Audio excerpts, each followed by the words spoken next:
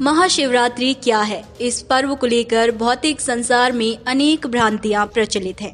अधिकतर लोग इसे केवल एक धार्मिक अनुष्ठान या उपवास तक सीमित मानते हैं, लेकिन महाशिवरात्रि का वास्तविक स्वरूप इससे कहीं अधिक गूढ़ और आध्यात्मिक है। इसी गहन सत्य को उजागर करने के लिए राष्ट्रीय प्रस्तावना के पॉडकास्ट चैनल पर आज देश के जाने माने आध्यात्मिक चिंतक SB सिंह प्रहरी ने अत्यंत सरल और सहज भाषा में बताया कि आखिर महाशिवरात्रि को ही शिव शक्ति का महामिलन क्यों माना जाता है। इस दिव्य मिलन का सांसारिक जगत और मानव जीवन पर क्या प्रभाव पड़ता है। शिव और शक्ति के संयोग से चेतना, ऊर्जा और संतुलन का क्या रहस्य जुड़ा है। इस विशेष पॉडकास्ट में संजीव श्रीवास्तव, निदेशक एवं संपादक राष्ट्रीय प्रस्तावना, और SB सिंह प्रहरी के बीच हुई यह सारगर्भित वार्ता महाशिवरात्रि के आध्यात्मिक अर्थ का वास्तविक विश्लेषण प्रस्तुत करती है।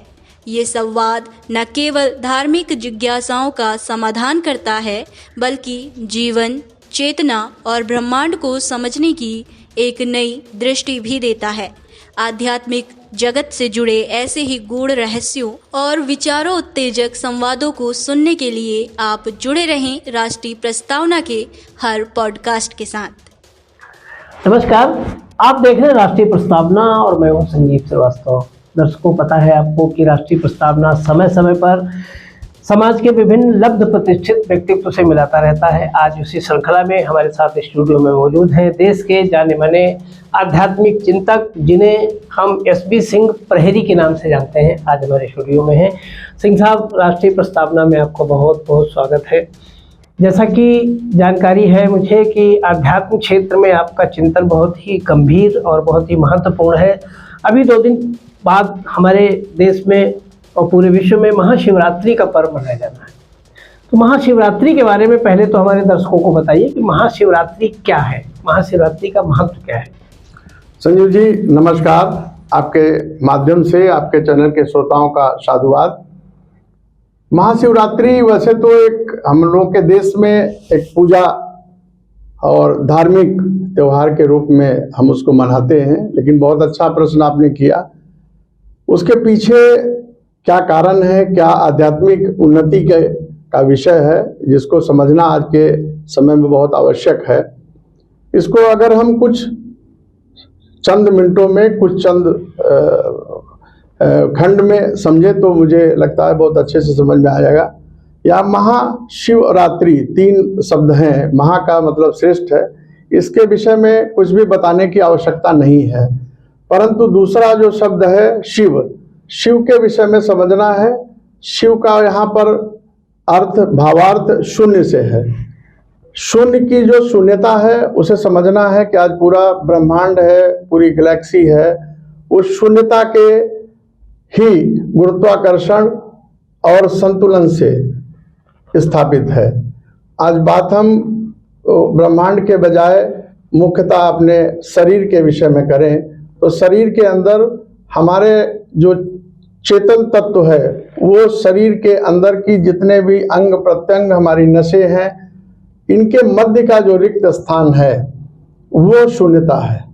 शून्यता से ही गति है। अगर वो रिक्त स्थान ना हो, जिसे इंग्लिश में स्पेस कहते हैं, यदि स्पेस नहीं है तो हमारे अंदर लचकपन नहीं आता, हमारे अंदर गतिशीलता नहीं आएगी। 2 अंगों के बीच का अगर रिक्त स्थान नहीं है तो संतुलन नहीं बनेगा। 2 अंगों के बीच पिंड बन सकता है, जो हमारे गति, हमारे अचीवमेंट को बाधित करता है। तो शून्य, यहाँ पर शिव का अर्थ जो है वो शून्यता से है, आकाश से है, और शून्यता ही हमको संतुलन प्रदान करती है। यानी शारीरिक जो संतुलन है वो हमारे निर्देशों का जो क्रियान्वयन है उसमें जो संतुलन प्रदान करने की प्रक्रिया है वो शिव है वहाँ पर। दूसरे भावार्थ में अगर शिव को आध्यात्मिक दृष्टिकोण से जो हमारे वेदों में लिखा है, शिव क्या है, शिव के विषय में बड़ा स्पष्ट किया है। जो नहीं है वो शिव है। शिव अनंत है, जिसका आदि नहीं और अंत नहीं है। और शिव शक्ति के बिना, यानी शिवा यानी कि पार्वती जी, आदि शक्ति जी ने कहा, उनके बिना शिव का अर्थ है सब। कहा गया है कि बिना शक्ति के शिव शव है। और बिना शिव के शक्ति का कोई अस्तित्व नहीं है। इसको हम अगर सीधे सीधे संक्षिप्त शब्दों में अपने शारीरिक परिक्रम में समझे तो चेतन तत्व जो शरीर के ऊपरी हिस्से में उपलब्ध है, जिस चेतन में चैतन्यता ज्ञान, उसका स्वरूप हमारे शरीर में स्थिर तत्व के रूप में जो निर्देशन का काम करता है वो शिव है। और पंच तत्व जो ऊर्जा है वो हमारे यहाँ हमारे शरीर है। हमारे शरीर में जो पंच तत्वों की ऊर्जा से बना है वो 7 चक्रों के माध्यम से हमारे शरीर की संरचना करके और उसका संचालन करती है। लेकिन उसका निर्देशन शिव ही करता है, बिना शिव के निर्देशन के वो संभव नहीं है उसका। यानी कि शरीर अगर कोमा में चला गया, चेतना कोमा में चली गई तो शरीर निर्जीव हो जाता है, उसको ज़्यादा दिन नहीं रखा जा सकता, वो साथ छोड़ देता है। इसी तरीके से यदि शरीर ही नहीं है तो शिव को खोजना बहुत मुश्किल है। कहाँ है शिव? यानी कि शिव में अनंतता की बात कही गई है, तो ज्ञान जो है वो अनंत है। ज्ञान का कोई अंत नहीं है, अनंत नहीं है। वही संजीव जी, आप दो शब्दों में आप 2 घंटा बोल सकते हैं, 2 घंटा किसी 2 घंटे के बजाय 4 घंटा किसी शब्द को और भी बोल सकता है, उसका कोई और छोर नहीं है, उसे ही शिव कहा गया है। तो जो शून्यता की बात है, संभवतः शिव के विषय में समझ गए होंगे कि शिव क्या है, समझाने में आसानी रहेगी। तीसरा क्या है कि रात्रि का मतलब होता अंधकार। तमाम साधनाएं हमारे पुराणों में कहा गया है कि रात्रि को होती है। नवरात्रि है, शिवरात्रि है, महाशिवरात्रि है। रात्रि शब्द क्यों कहा गया है? अगर हम आज किसी से भी बात करें तो प्रकाश और अंधकार में अगर हम चयन करने को कहें, लोग प्रकाश का चयन करेंगे, लेकिन वास्तविकता यह है कि अंधकार जो है वो प्रकाश की जननी है। संसार में ब्लैक होल की थ्योरी जो है वैज्ञानिकों ने हमारे कहा है कि ब्लैक होल यानी कि अंधकार से ही सारा ब्रह्मांड का सृजन हुआ है।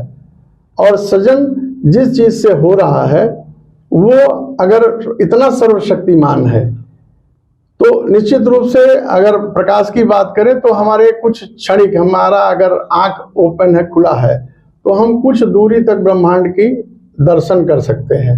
लेकिन अगर आंख मेरी बंद है तो हम संपूर्ण ब्रह्मांड का दर्शन कर सकते हैं।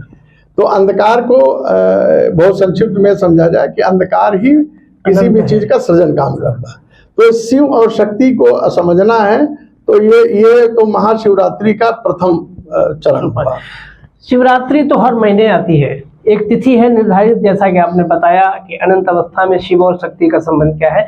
ये जो महाशिवरात्रि नाम दिया गया है, जो इस माह में पड़ती है, यही क्यों महत्वपूर्ण है, इसके पीछे क्या कारण है? हाँ, बिल्कुल, बहुत अच्छा सवाल आपने संजीव जी किया है कि महाशिवरात्रि क्या है। महाशिवरात्रि को समझने के लिए यही समझना पड़ेगा कि शिव और शक्ति का मिलन, शिव और शक्ति का जो मिलन है वो हमारे शारीरिक की जो ऊर्जा चक्र है, उस ऊर्जा चक्र के जागरण को हम शिव शक्ति का मिलन कहते हैं। इसको आगे के खंड में हम थोड़ा सा समझाने का प्रयास करेंगे।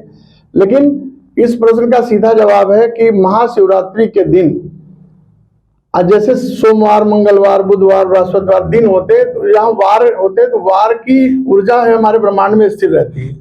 ऐसे ही शिवरात्रि के दिन, महाशिवरात्रि के दिन पृथ्वी का उत्तरी गोलार्ध इस स्थिति में रहता है जिस स्थिति में स्वतः ऊर्जा जो है वो ऊर्ध्वाकार हो जाती है। उस दौरान रीढ़ की हड्डी को सीधा करके तब अपनी ऊर्जा को ऊपर स्थिर करते हैं मस्तिष्क में ला करके, जिसको कुंडलिनी जागरण भी कहते हैं। और वो एक दिन प्राकृतिक रूप से ऐसी व्यवस्था बनती है कि जिस दिन आप अपनी ऊर्ध्वाकार ऊर्जा आधार स्तंभ हो जाता है। इसलिए उस दिन का विशेष महत्व है। वो ब्रह्मांड हमारे लिए, इसलिए उस दिन को मैजिकल नाइट बोलते हैं। वही हाँ, केंद्र बिंदु हो जाता है, आध्यात्मिक सत्ता का केंद्र बिंदु। जी जी जी, माननीय सदगुरु जैसे बहुत से ऐसे संत हैं जो महाशिवरात्रि के दिन प्राणायाम, योग और साधना उस आधार पर बैठते हैं। जी जी जी। अब इसके बाद धीरे धीरे चलते हैं कि आज के ही दिन, जैसे कि महाशिवरात्रि के दिन शिव और शक्ति का मिलन होता है, जिसको हम लोग शिव विवाह के रूप में मनाते हैं। भौतिक रूप से उसको शिव विवाह कहते हैं, पूरा संसार। इसके पीछे आध्यात्मिक, जी, मेरा तीसरा चरण यही था इसको समझने के लिए। देखिए, शिव शक्ति की जो विवाह की बात है, निश्चित रूप से हमारे ऋषियों मुनियों ने जिन वेदों पुराणों में इसका उल्लेख किया है, शायद आज उसका बहुत अधिक भौतिक महत्व नहीं है, लेकिन ये महत्व है अगर हम इसको समझे। जैसा कि मैंने समझाया कि शिवा हमारा शरीर है, शिव हमारा, ये शिवा जो है मूलाधार चक्र है। मूलाधार चक्र में ऊर्जा जो है समाहित रहती है। उस ऊर्जा को ऊपर उठाते हुए हमको सहस्रार चक्र यानी चेतन से जब हम उसको मिलाते हैं, वही शिव मिलन है, वही शिवा मिलन है। यानी कि हमारे पूरा जीवन निकल जाता है और शायद 80%, 90% या 100%, 99% लोग ऐसे होंगे जो अपनी ऊर्जा चक्रों में से 2, 3, 4, 5, 6 तक अपने को एक्टिव कर ले जाते हैं। लेकिन शायद शिव और शिवा का जो मिलन है वही मोक्ष है। यानी कि अपने शरीर की जो निचले हिस्से की ऊर्जा है उसको ऊर्ध्वाकार में करके, इसीलिए योग प्राणायाम की जितनी क्रियाएं हैं वो उन प्राणायाम की क्रिया करके ऊर्जा चक्र धीरे धीरे 1, 2, 3, 4, 5 कर जागृत होते हैं। और जिस दिन जागरण करके अंतिम रूप से जब सहस्रार चक्र में चेतन तत्व के साथ शिवा यानी कि जो मूल जो हमारी एनर्जी है वो उसके साथ जब स्थिर होती है तो उसका आनंद कुछ और है। वही एक आध्यात्मिक प्रगति है जिसके लिए हमारे संत महात्मा बहुत उल्लास के साथ रात्रि में रीढ़ की हड्डी सीधी करके बहुत कठोर योग साधना महाशिवरात्रि दिन करते हैं, जो वर्षों वर्ष तप में नहीं होता है। वो ब्रह्मांड के द्वारा दिए हुए अवसर का लाभ उठाते हैं और उस दिन वो आध्यात्मिक उन्नति पाते हैं। इसको इस रूप में भी क्या हम समझ सकते हैं कि जो परम तत्व का ज्ञान है जीवात्मा के लिए, जीवात्मा से परमात्मा का मिलन आध्यात्मिक रूप से उसका एक स्थान, एक समय महाशिवरात्रि के रूप दिन शुरू होता है और उस दिन वो चेतना पूरी तरीके से उस चेतन तत्व में समाहित हो जाती है। इसको आप स्वर्ग कहते हैं, इसीलिए इसका बहुत ज्यादा बहुत सही आपने कहा कि हमारा जो जितने भी 30 त्योहार हम लोगों के बनाए हैं संत महात्माओं ने, हर एक के पीछे बहुत गूढ़ रहस्य है, आध्यात्मिक स्वरूप उनका कहानियों का दिया है। यदि उसको हम अपने शारीरिक यानी दैनिक दिनचर्या की गतिविधियों में देखें तो हम बहुत शीघ्र हम उन चीजों तक पहुंच सकते हैं और हम उसकी आध्यात्मिक उन्नति जिसके लिए हम लोगों का मानव शरीर प्राप्त हुआ है। जिसके लिए दर्शकों आप देख रहे थे एसबी सिंह प्रहरी जी ने जिस तरीके से महाशिवरात्रि का विशेष महत्व, जो वास्तविक महत्व है हमारे मानव शरीर पे, हमारी जीवात्मा और आत्मा से मिलन का जो विशेष महत्व है, प्रहरी जी ने बहुत ही सरल भाषा में समझाया। अब हम जान गए हैं कि महाशिवरात्रि क्यों इतनी महत्वपूर्ण है और हमें उसी अनुरूप महाशिवरात्रि को मनाना है। दोस्तों इसी तरीके से आप राष्ट्रीय प्रस्तावना को देखते रहिए।